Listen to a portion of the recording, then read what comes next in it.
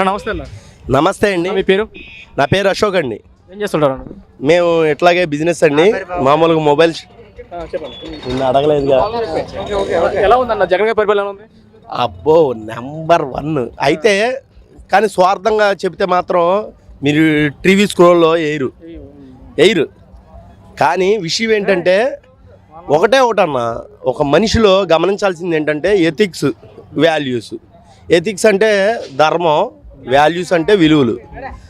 Ethics, ఈ ధర్మం ఏం చెబుతుందన్న, దేవునిపై ఆధారపడాలి, లేకపోతే ప్రజాభిమానంపై ఆధారపడాలి. కానీ రెండూ చెప్పాడు మావాడు. దేవుని దయ, ప్రజల ఆదరాభిమానాలు, ఈ రెండు తోడుండాలంటున్నాడు. ఇది పక్కన పెట్టండి అన్న. మామూలుగా ఏమైనా పవన్ కళ్యాణ్ గురించి అడగచ్చుగా? ఓకే, నేను అడుగుతాను. ఇప్పుడు అంటే రాష్ట్ర రాజకీయాల్లో చూసుకుంటే మన గోదావరి జిల్లాలో పవన్ కళ్యాణ్కి సంబంధించి ఎక్కువ ఫ్యాన్స్ ఉన్నారు. కాపు సామాజిక వర్గం కూడా పవన్ కళ్యాణ్ ఎక్కువ మద్దతిస్తారంటారా? కాపు సామాజిక వర్గం అది అంటే నవ్వుతుందన్న. ఎవరన్నా కాపు సామాజిక వర్గం అంటే అసలుకి కమ్మోలతో కలుతారన్నా. ఇదొక్క మాట చెప్పన్నా, అస్సలు కలవరన్నా.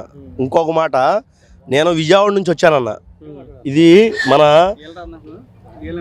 రాజానగరం ఎమ్మెల్యే గారి సహోదరుడేనా, ఇక్కడికి వచ్చానన్నా. నేను విజయవాడ నుంచి వచ్చాను. నేను అయితే కాపు సామాజిక వర్గం, కమ్మ సామాజిక వర్గం ఒకటి కాదన్న, చాలా తప్పది. వంగవీటి రంగాని నేనేం తప్పు చెప్పట్లేదులే అన్న. ఎందుకన్నా వెనక నుంచి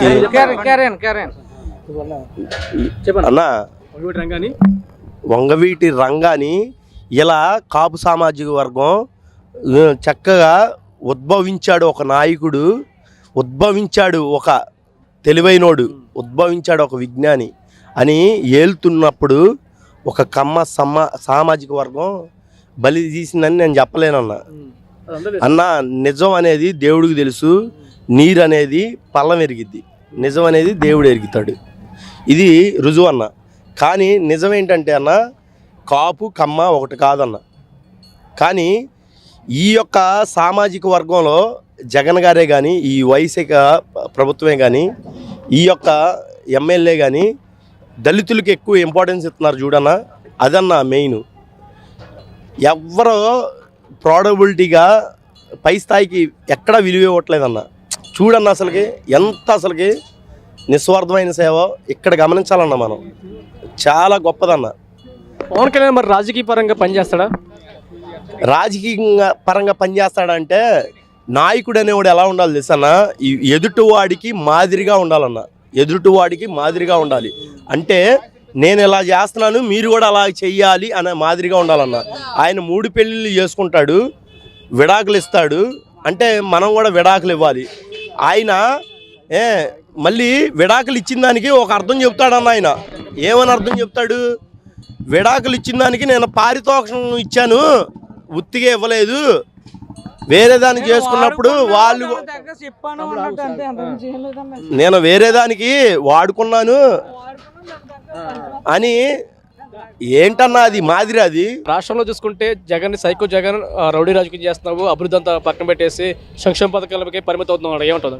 కుళ్ళు, ఖచ్చితంగా కుళ్ళు అన్న. ఇది ఎలా కుళ్ళు అని చెప్తానంటే, ఎందుకంటే పెత్తందారులకు ఇవ్వట్లేదన్న పాలన. నిజంగా మాట చెబుతున్నా.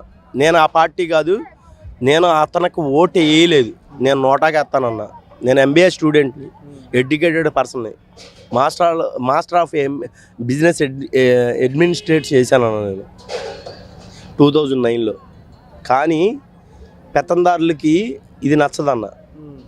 ఈ పేదవాళ్ళు ఉంటారు కదన్నా, చాలా పేదవాళ్ళు ఉంటారు కదన్నా, వాళ్ళకి మాత్రం నిజంగా గుండెల్లో పెట్టేసుకుంటున్నారన్న. ఎస్సీ వర్గమే కానీ, ST వర్గమే కానీ అందరికీ ఇల్లు ఇవ్వాల్సిన అవసరం ఏంటన్నా? అంతెందుకన్నా, TDP వర్గంలో కూడా ఇల్లు ఇచ్చారన్న. ఆయన చాలా సున్నిత స్వభావంగా ఇది వ్యవహరిస్తున్నారన్న. ఈ యొక్క క్రమాన్ని పెత్తందారులకి ఏది ట్యాక్సులు కట్టేవాళ్ళు, భారీ ట్యాక్సులు కట్టేవాళ్ళు, ఏది ఎస్టేట్లు కానీ మెయింటైన్ చేసేవాళ్ళు కానీ, ఈ యొక్క ఫార్మసీ మెయింటైన్ చేసేవాళ్ళు కానీ, కంపెనీలు మెయింటైన్ చేసేవాళ్ళు కానీ, ఈ యొక్క ఈ కర్మాగారాలు మెయింటైన్ చేసేవాళ్ళు కానీ ట్యాక్సులు కడతారు చూడన్నా.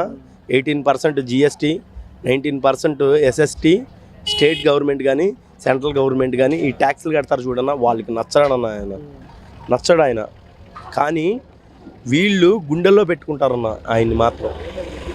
అదే నారా భువనేశ్వర్ గారు తప్పు చేయలేదు, చంద్రబాబు నాయుడు నిజం గెలుస్తుందని చెప్పేసి ఒక కార్యక్రమం చేస్తున్నారు, బస్ యాత్ర చేస్తున్నారు. ఏమంటారు బస్ యాత్ర గురించి? అయితే ఆమెకి నిజంగా కోటలో రాని అన్నావా, ఇప్పుడు దాకా కోటలో రానిలాగా ఏమి ఎరగని కోటలో రానన్నావా. నిందలేసి అలా చేస్తున్నారు. నందమూరి తారక రామారావు గారి కూతురు అన్నావా ఫస్ట్ ఆఫ్ ఆల్, కోటలో రానావా ఫస్ట్ ఆఫ్ ఆల్ నుంచి. తర్వాత నారా చంద్రబాబు నాయుడు గారు అప్పటి నుంచి ఎమ్మెల్యే నుంచి మంత్రి స్థాయి నుంచి సీఎం స్థాయి దాకా కూడా ఆమె సతీమణి అప్పుడు దాకా కూడా కోటలో రానేవా. ఇప్పుడు ఆమెని బయటికి తెచ్చిన తర్వాత, ఈయన జైల్లో ఉన్న తర్వాత ఆమెకి ఒక్కసారి కూడా పదవీ విరమణ అంటే తెలుగు మాట్లాడటం కూడా, తెలుగు సంభాషణ కూడా, ఒక చాతుర్యం కూడా రావట్లేదన్న. చాతుర్యం కూడా రావట్లేదన్న ఆమెకి. చూసారా మీరు, గమనించారు లేదో? నేనైతే గమనించానన్న. ఎందుకంటే నాది తెలుగు, నాది ప్రాకృతంగా తెలుగు అన్న. ఇంకా అదర్ లాంగ్వేజ్ హిందీ ఇంగ్లీషు ఇవన్నీ సెకండ్ లాంగ్వేజెస్ అన్న. ఇప్పుడు మనది తెలుగు అన్న, తెలుగు. అయితే వాళ్ళు తెలుగుదేశం అని పెట్టుకొని కూడా ఆమెకు తెలుగు రావట్లేదన్న. ఆమెకి భువనేశ్వరి గారికి తెలుగు రావట్లేదన్న. ఎందుకు రావట్లేదు అని అంటే ఆమె కోటలో రాణి అన్న. ఎందుకు కోటలో రాణి అంటే ఆమె తండ్రి నందమూరి తారక రామారావు గారు, ఆమె భర్త ఇదే ఎక్స్-సీఎం. మనకి అనకూడదు కానీ 2 సార్లు సీఎం చేసి మనకి ఒక పేడ. నువ్వు నమ్ముతావు నమ్మపో, ఇది మాత్రం గుర్తుపెట్టుకో, స్టేట్ అంతా వినపడాలి. ఇప్పుడుకొచ్చి వర్షాలు పడట్లా రాజమండ్రిలో వర్షాలు పడట్లా. ఆడ ఎక్కడుంటే అక్కడ వర్షాలు పడవు రాజమండ్రిలో కాదు, వాడు ఎక్కడుంటే అక్కడ వర్షాలు పడవు. అంత దుస్సాంగత్యం ఏంటన్నా? దైవదేనం లేనప్పుడు ప్రజాదేనం ఏంటన్నా? ప్రజాభిప్రాయం ఉన్నంత మాత్రాన అనకూడదు కానీ ప్రజాభిప్రాయం ఉన్నంత మాత్రాన అవదన్నా. దైవాధీనం కూడా ఉండాలి. వర్షాలు పడవు, ఆడు ఎక్కడుంటే అక్కడ వర్షాలు పడవు. నేను అక్కడే సెంట్రల్ జైలు పక్కనే నేను చిన్న షాప్ అన్న, చిన్న కుటీర పరిశ్రమ నాది. ఏదో వాచీలు అమ్ముకుంటా, కలజోళ్ళు అమ్ముకుంటా నేను పక్కనే. అయినా కానీ వర్షాలు పడట్లా. వాడిని పెట్టి ఇప్పటికి ఎన్ని రోజులు? 45 రోజులు. నువ్వు నమ్మకపో, దసరాకి ఖచ్చితంగా వర్షం పడుతుంది.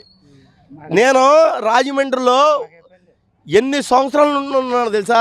8 సంవత్సరాల నుంచి ఉంటున్నాను నేను. విజయవాడ వాస్తవ్యుడిని కానీ రాజమండ్రిలో 8 సంవత్సరాల నుంచి ఉంటున్నాను. ఫైనల్ చెప్పండి, 2000 సంవత్సరానికి టీడీపీ జనసేన కలిసి పోటీ చేస్తున్నాయి. సీఎం ఎవరైతే సీట్ వస్తున్నాడు జగన్ గారికి? నువ్వు నమ్మకపో, ఇదంతా ఒక వేషమని, ఆ జనసేన ఒక వేషమని, ఈ చంద్రబాబు యాక్షన్ కాదు వేషం, ఇది వేషం అని అందరికీ తెలిసిపోద్దన్న.